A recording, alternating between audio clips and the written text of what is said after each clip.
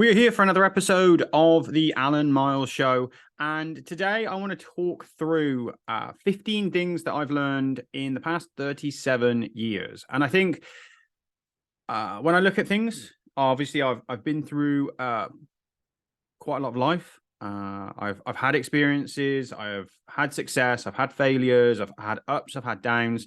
And these are some of the things, not all of the things, but some of the things that I thought were most helpful to people, that if I could look back and speak to a younger version of myself, these are the things, the 15 things that I would go through with myself. So hopefully you find something valuable here. If nothing else, you're going to hopefully start to understand more perspective of where I come from, how I think, why I think the way I think, etc. So let's get into it. So number one, you are where you are meant to be. For me, I spent so long, especially in my 20s and through maybe even some of my later teen years, always wanting to be somewhere else. And probably, to be honest, even some part of my early 30s, like always wanting to be further along, always wanting more success quicker, always wanting to be where somebody else was and not where I was. And when you slowly start to understand that you're where you're meant to be, because you have to go through certain things to be able to get to that next place. It doesn't mean that other people are better than you. It doesn't mean that you're not destined for success, but it means that you're where you're meant to be. It means that your journey is taking the path that it needs to take. So if we can start to look at things with a bit more perspective and really enjoy where we're at, and start to look with an open mind of what's the lesson here, what do I need to learn, what is this for, all of a sudden even some of the worst moments in my life have been softened. So as an example, losing my mum, my brother within a year of each other was hard, obviously, and I was very upset, and I mourned and I cried and I felt like the world was unfair. But when you start to look at things and you're like, why am I here? Like, what is happening right now? What's the lesson that I need to learn? All of a sudden, you can turn some quite dark, dismal moments in your life into the things that produce fantastic results down the line. And that's what it really means. Like, you are where you are meant to be, right? The journey is happening at the right pace. So just keep going. Don't stop. Don't try to go backwards. Don't try and speed it up. Just keep going. Keep being consistent and things will be okay. Number two, your success looks very different to everyone else's. And the more you compare yourself, the more you damage the beauty of what you create. So think of it. When you're a kid, especially in the UK, we do a sunflower competition, and it's a competition to see who can grow the tallest sunflower in a set period of time. There's obviously a winner in those situations, and some people's sunflowers, they don't grow quite as big as the other people's in that time frame. And like, it's about understanding that you don't always have to have the biggest sunflower. Like, have you taken care of your sunflower? Have you enjoyed watching it grow? In this example. And this is, again, the thing is that your success is exactly that. It's your success. So enjoy it. Like, don't be ungrateful for it of, well, I would rather have this success instead. Well, if you would rather have somebody else's success, how did they get there? What was the path they had to take? What was the journey?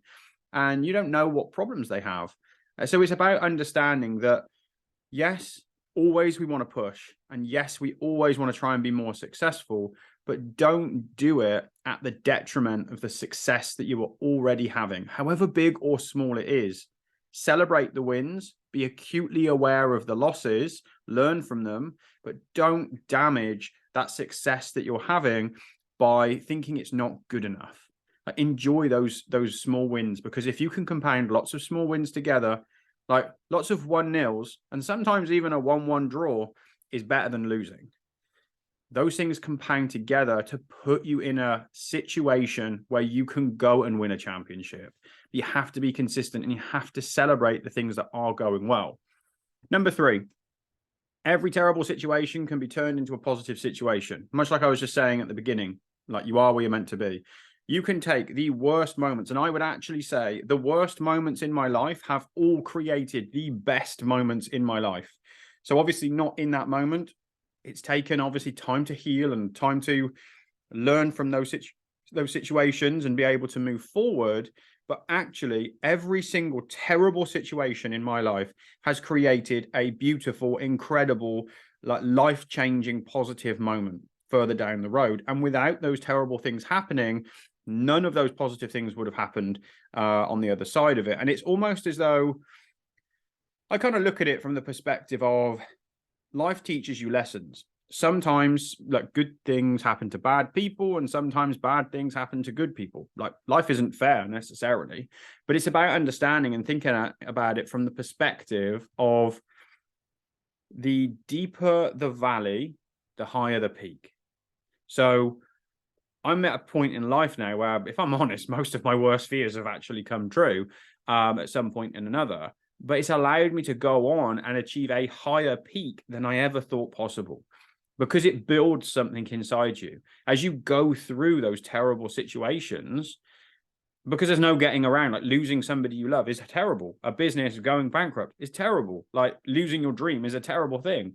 But if you are able to sit in that pain and work through it, create those callus, create that armor, now when you start to go through things and you start to move forward, well, now the small things that used to bother you don't bother you anymore, because you're like, well, I faced lots worse than that. So you keep going and you keep building, and your skin isn't soft anymore. It's not easily damaged. Water off a duck's back. You keep on moving forward. So think of it from the perspective of, instead of thinking, why do these bad things keep happening to me? Instead, thank the universe. Like, thank you for bringing this challenging opportunity to me. I'm going to use this. I'm going to grow through this, and I'm going to be in a better place because of it down the line.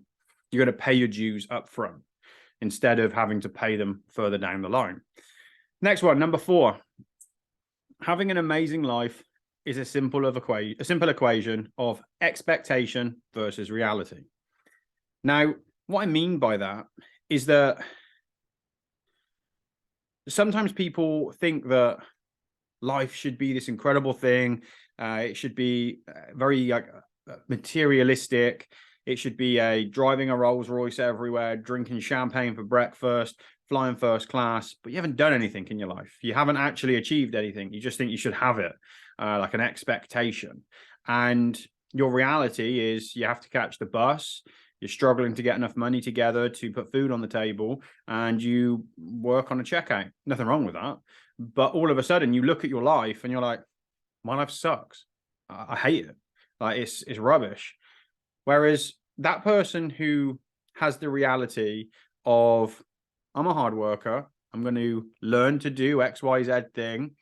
I'm grateful I get to catch the bus. It gives me a chance to read my book. It gives me a chance to learn something. Like I like having to walk places. I love my job because I get to meet lots of new people every single day. I'm learning great communication skills. They will have a much better outlook than the person who's always wanting to be in the Rolls Royce when they're on the bus instead. And it's about looking at it and understanding that life is perspective. Like, to somebody else, your life might look rubbish. But if you look at your life, if your blueprint of what you want your life to be, if you're achieving that blueprint, you're happy. You have an amazing life. Your life is filled with joy. So my point here is that there's been points in my own life where I've looked at it and been like, I'm massively underachieving. I'm very unhappy with my life. And other people would look at my life and be like, oh, I think your life looks cool. Like, I like what you've got and how you do it and what you do for work, etc. And I've been ungrateful of my own life at points. And don't get me wrong, like I worked very hard, but I had a good childhood growing up. Like, it was without my dad, unfortunately, as he passed away, but my mum did a great job and I never wanted for anything. I knew she worked very hard, but that expectation versus reality was out of line. So I wasn't fulfilling my blueprint, which in turn made me feel like I wasn't having an amazing life. It's only with perspective that I look back and go, I was very fortunate for some of the things that I had happen in younger life. And it's same as I've got older. So really try and balance that blueprint and understand that I don't want to say lower your expectations, because I'm not saying you shouldn't have big dreams and goals, but be realistic with your expectations and allow your expectations to evolve over time. You don't have to have your expectation as the end goal for when you're 40 or 50 years of age and be upset and disappointed with your life every single day until you get there. Have something that is malleable, something that can grow with you and stretch with you, because then your reality will fulfill those expectations. You'll have an amazing life, and in turn it will push you to do more because you're in a positive place. That perspective is positive. Next thing, leaning into your limiting factors turns it into your limitless potential. So what I mean by this is, everyone has limitations. Like, everyone has things they're not good at. Some people have disabilities. Some people have conditions or things that really hold them back. So an obvious example, like somebody who's blind is going to struggle to see things because their eyes don't work properly, unfortunately. But the body is great because the body starts to adapt. And although their sight might not be there, their other senses become stronger. So that actually, them being blind now makes them a super hearer, a super smeller, and a super taster. Well, that's now their power. They could either be very upset. It's so unfair. Why do my eyes not work? If only I could see, I could have had a great life, but I can't see, so my life is now terrible. To the person who leans into that, who can become an incredible musician, learning by touch, sound, somebody who could become a fantastic cook. There's blind chefs out there who are absolutely incredible because of their taste and smell and their understanding of a process and the feel of things. So understanding that we all have limiting factors, but if you lean into those limiting factors, you will find a way to turn it into your limitless potential. If you're somebody who maybe isn't very academic, you struggle to learn through theory, but you're very good with practical. You're somebody who maybe you consider yourself to not be the smartest person, or you're not very good at spelling, or you don't feel confident on camera. What can you do to embrace that and either overcome it or like lean into it and do an alternative that allows you to double down and push yourself forward? Leaning into those limiting factors instead of submitting to them, like having dyslexia and giving up and saying, well, I can't write a book. It's the worst thing you can do, because you might have an incredible story to tell. Dictate the book, get somebody else to then ghostwrite it for you. Like, there's always a way around these things. It's about leaning in to your limiting factors because they can become your superpower. Number 6, that thing that you want to create, like that business you want to build, that life you want to build, whatever it might be, that thing that you want to create, it is going to take you twice as long. It's probably going to cost 10 times as much in money, in energy, and effort. So instead of thinking, I have a goal, I'm going to build a business, I'm going to be a millionaire in 3 months, understand that it's probably going to take longer than 6 months still, but it's going to take a bit of time. It's okay that it takes time. Set manageable goals, set clear, like targeted goals that allow you to see progress. Understand that 99% of the time, when you want to create something, you're going to have to work 10 times harder, 10 times longer, and put a lot more effort into it than you have ever imagined. And that's how it's meant to be, because anything worth having requires work, and it should require work, because the faster it comes, the faster it goes. And that's not to say that everything should take forever, because that's not the right not the right way to look at it either.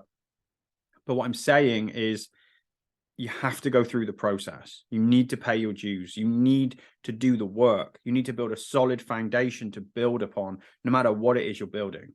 Think of it like a family. You make the decision that I want to have children. I want to have a family. You've got a loving partner. You're in a good relationship, and you make that decision to have children. Well, even if you decided today that you want to have children, it's going to take at least 9 months, even if you manage to fall pregnant today. It still has 9 months. It's not going to happen immediately. But then when that baby is born, your family still isn't complete, because the baby isn't really even truly their own person at that point. They're just a baby. Like, they're not even opening their eyes. They're not moving any of their limbs. So it takes time. It takes a couple of years before that child starts to determine who they are. Like, they start to build their own personality. They start to talk. They start to walk. They start to play and engage. And then it's not just copying, they're starting to now have their own thoughts and want to do things in a certain way. And then 10, 15 years go by and they have teenagers, and like teenagers have different feelings and thoughts. And then they turn into their 20s and 30s and start to build their own careers and lives. And then you have grandchildren. At that point, you now start to have a family. That idea that you had 30 years ago has taken 30 years to come to fruition. There's been days in that journey which have been hard, days that haven't been easy. No different with a business. It's no different with learning a hobby. It's no different with anything. There's going to be days where you look at what you're doing and be like, this is hard. Like, I don't know if I really want this. This is not what I imagined. I thought it would be quicker than this. I thought it would be easier than this. It's okay that it isn't, but you have to keep going. Number 7 kind of ties to the one above. Steadily building your success over time is far better than building something overnight that is dysfunctional. So, especially in the online world, I think there are so many businesses that are built very quickly. I've built a couple of online businesses very quickly, and I've pulled them apart and burnt them to the ground because their growth was truly dysfunctional.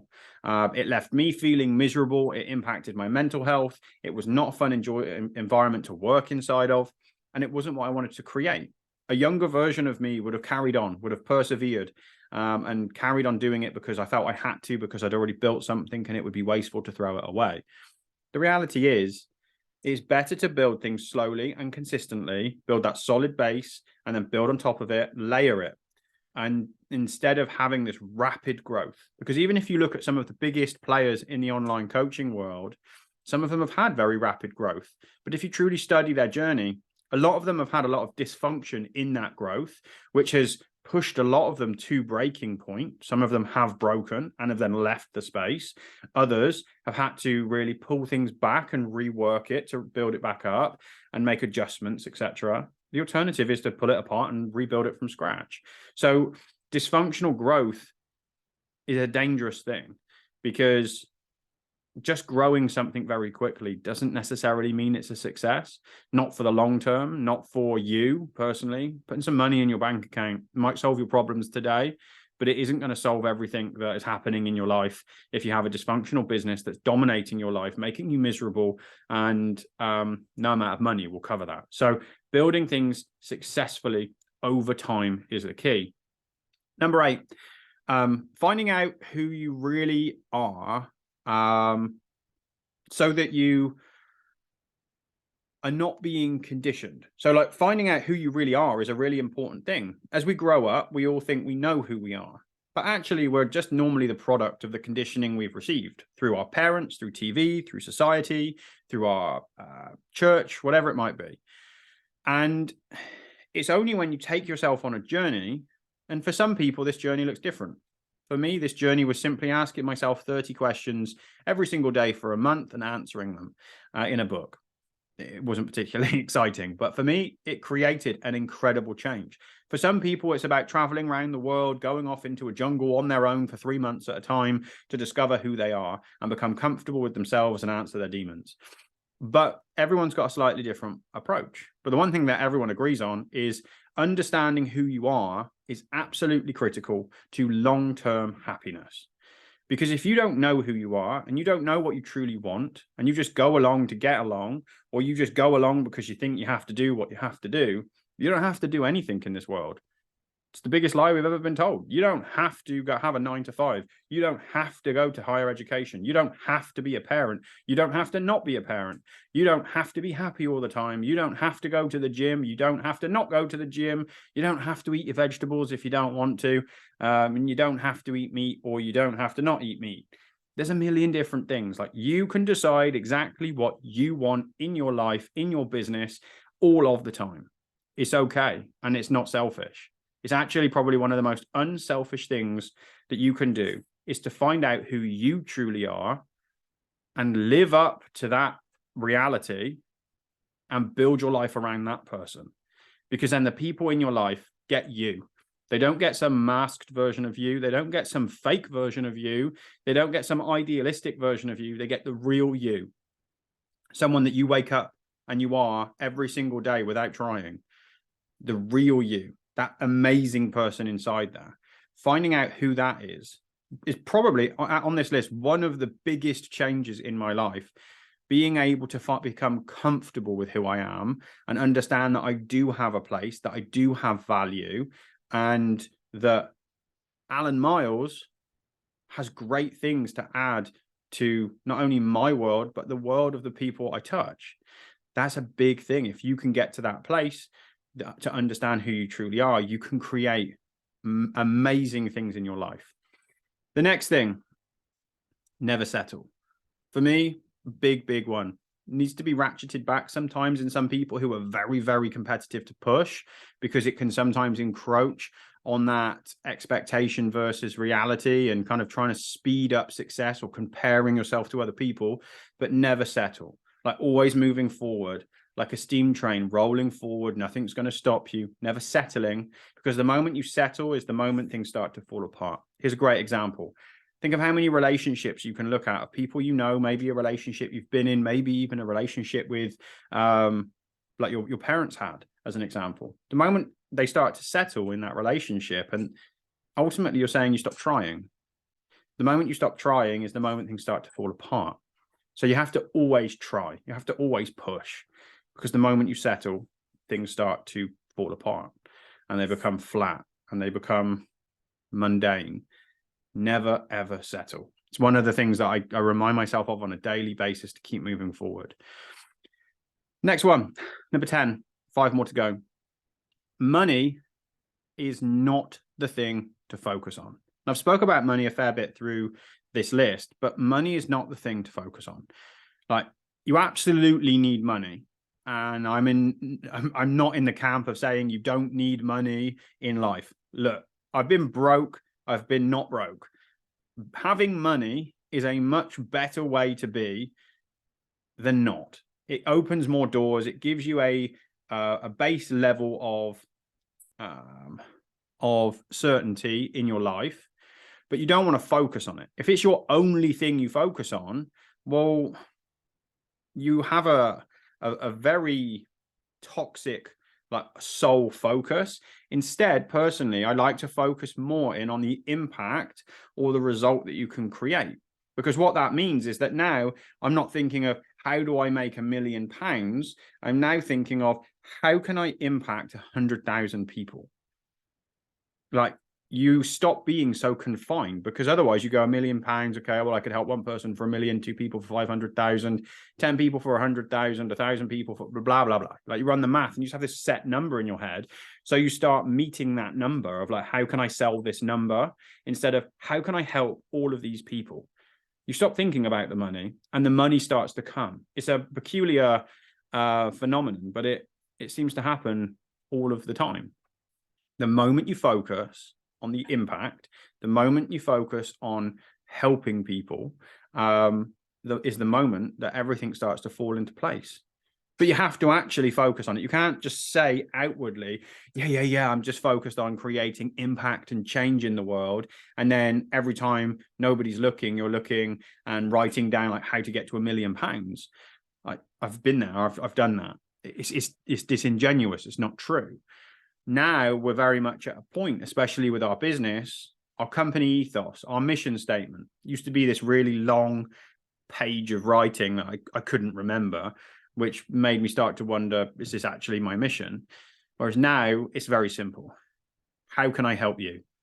So every single situation we're in, whether it's a sales situation, a marketing situation, a coaching situation, any situation at all, the simple thought, what's our mission? We have somebody in front of us who doesn't know us. How can I help you? What can I do to this person to help them? And they don't even know sometimes. So sometimes you just have to hit them with lots of value and understand how to help move them forward from your area of genius. We have a sales conversation. How can I help this person?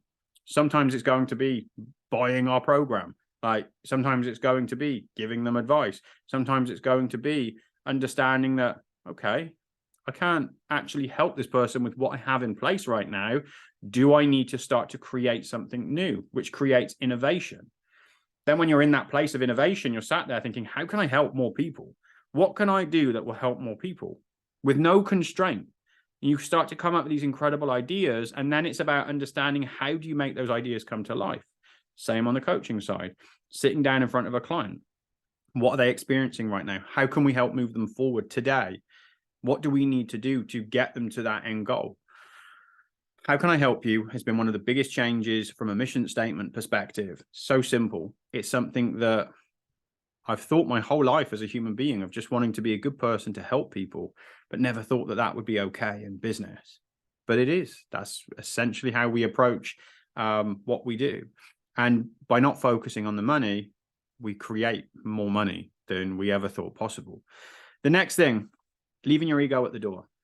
Now, maybe this is more of a man thing, I don't know, or a masculine energy thing, but especially in your kind of earlier years, you have a bit of a chip on your shoulder a lot of the time. You think you have to have the answers. You think you have to know everything. You walk into every situation thinking you know, being in a place where you have to express that to people and everyone around you. Now I want to be the dumbest person in every room I walk into. I want to be the last one to talk. I want to just listen. I want to absorb the information from everyone around me so that I can build a well-rounded opinion and of the situation and of the information before expressing any thoughts. But by being the dumbest person in that room means you have to leave your ego at the door. I don't care if people think I'm intelligent or dumb. Like, I want to not know most of the information that's being spoken about in that room because it means it's a good use of my time. I don't want to surround myself just simply with people who I have to be the one who tells them everything because I'm not learning in those environments. By making that adjustment and understanding that it's okay to not have all the answers, it's probably a good thing, actually, allows you to become a much more knowledgeable person, somebody who can progress much quicker in a much shorter time frame because you're constantly absorbing information and your brain goes to a different place of always being in a state of learning, of absorbing, just like a small child. Imagine if we could have the brains of a small child as actual adults. They absorb information so incredibly, and as adults all we do is tell them stuff and teach them stuff. Next couple. So number 12, asking for help is not a weakness. Ties into the point above. It's okay to not know the answers. It's okay to struggle. It's okay to not be okay. Surround yourself with people who care, because in this world, there's a lot of people who you can surround yourself with. They don't give a shit. So make sure you're selective with who you surround yourself with.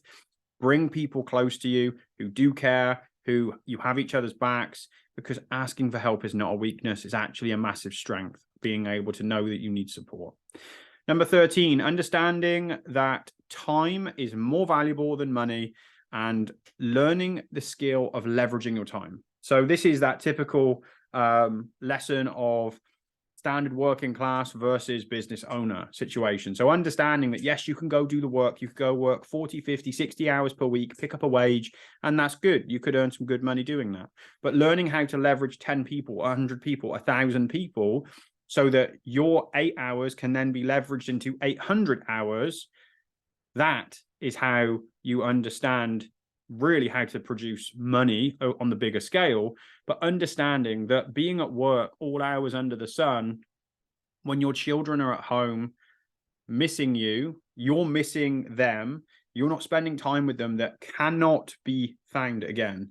You can go and earn that 10 grand, 5 grand, 100 grand, £1 million in a couple of years. Like, if you have something there which is time locked, like, time does not come back. Go and value that time. It's the most precious thing. Having 5 kids of now various ages between 5 and approaching 15, like, those years go, and they go quick. Like, I remember being 25 and I'm now 37. The time goes quick. Find a way to value your time. Not just say it, but mean it. Like, you have to do the inner work to really value these things. Number 14, understanding that making mistakes is a critical part of life, especially a life well lived. It's about learning to not repeat the same mistakes, not trying to live a perfect life. So many people in this social media world want to, or they think they have to live this perfect life where nothing ever goes wrong. There's never a problem. There's never a down. There's only ever ups. But to have an up, you need a down. You need the contrast. It's perfectly fine to make mistakes. It means you're moving forward. It means you're growing. Just don't keep repeating the same mistake, maybe once or twice, but don't keep going back there. Don't do it 10, 15, 20 times. If you put your finger in the plug socket, it hurts quite a lot. If you're lucky enough to survive, I don't think you're going back to that plug socket to stick your fingers back in it again. So it's the same with other things in life. Like, learn to fail forward, make mistakes frequently, learn from them, grow from them, and you'll keep moving forward. And lastly, valuing your life and understanding that it's fragile and it can be taken away from you at any point. It's the single most valuable lesson that I've ever learned. And for me, for those of you who know me, you know that I've experienced loss in life. And it's something that I try not to talk about loads, because I don't want to be known as kind of the person who always talks about death. But for me, this is the single biggest lesson that I learned. I lost my brother. He was in his mid-30s. He left behind 2 amazing children. He worked himself to death, essentially. He was an incredible worker. He was incredible at what he did, and he was doing it for his family. And ultimately, his family got left behind because of it. My mum committed suicide. She got to a place where she wasn't in a good place. And yes, she had lived her life to a degree, but she still had so much more that she could have done, but it was taken away. My wife's brother was killed in a tragic accident in his early 20s. He was just on his way home from work. My dad was on his way to work. He got killed in a traffic accident. He thought he was coming home to see his little boy, but he wasn't. Life is very fragile. It's an amazing thing. We can achieve incredible stuff.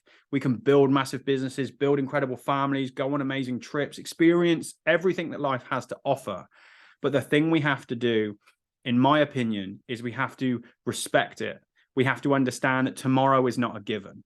Never go to sleep on an argument. Never go to sleep with leaving stuff unsaid that needs to be said. Tell the people you love that you love them. Enjoy yourself. Love yourself. And hopefully there's something here in these 15 lessons that you can find helpful in moving your life forward. As always, if you want to connect with me, you can find me on social. You can go to allanmiles.com. Links to all my socials are there. Or you can find me on Instagram. Simply put in Allan Miles. I will come up. Facebook, facebook.com/allan.miles. And same on TikTok. Or drop me an email at allan@allanmiles.com. Hopefully this has been valuable for you guys. I've got some fantastic guests coming up in these next few weeks. I look forward to seeing you all again soon. Take care, guys.